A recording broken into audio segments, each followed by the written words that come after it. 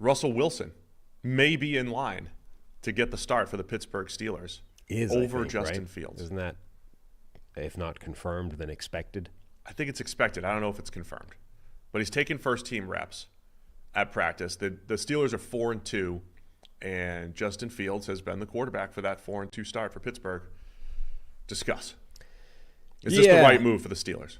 I don't think we're going to be able to know that until we see it play out. I don't think you can definitively say it either way, right? You can definitely say, look, people are pointing to these individual plays where the Steelers' offensive line just like doesn't get out of its stance or whatever, and Justin Fields turns that into a positive play by being an athletic freak. Entirely justified. And on those specific plays, Russell Wilson is likely dead and buried behind the offensive line, and it's a sack. So you've created that dynamic where potentially positive scrambles now equal sacks. You've probably also created a dynamic where the passing game is more efficient on a down-to-down basis. Doesn't mean it's going to be great, but Russell Wilson is probably still, even in this state, a better passer on a down-to-down basis, drive-to-drive basis than Justin Fields is, certainly than Justin Fields over the last couple of weeks. And ultimately, the Steelers have always maintained that Russell Wilson is QB1. He's injured. Fields is manning the ship while that happens, and when he's healthy again, we're going back to him. Had Justin Fields played really well the last 2 weeks, as a passer in particular, I think they would have had cover to say, okay, he's won the job. We've gone in a different direction now. He didn't. Like, he's had his 2 worst games as a passer in the last 2 weeks. So I think that's given them cover to go back to Wilson. Now, if Wilson stinks the first couple of weeks, I think you can make the case that we go back to Fields and we have a higher baseline there. We don't need him to be amazing. The defense is great. He adds value as a runner. We can make the switch.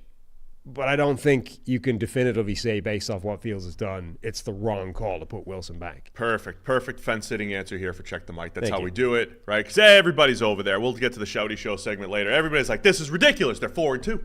This is Justin Fields. He's improving. Yeah. It's Justin Fields. You can't go back to Russ. Have you seen Russ lately? He hasn't been good in 4 years.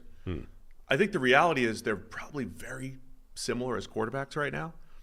But I also think there's a chance that Russ can be better. Yeah. Right? There's a chance that Russ can be better. I think we're a little skewed by how low our expectations have been for Justin Fields after what we saw in Chicago.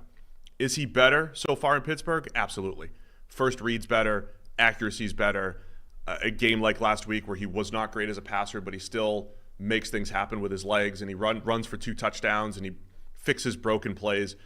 But the reality of Justin Fields' actual production, they're not putting up a lot of points. He's got a PFF grade of 71. That's dead smack in the middle, 16th in the NFL right now.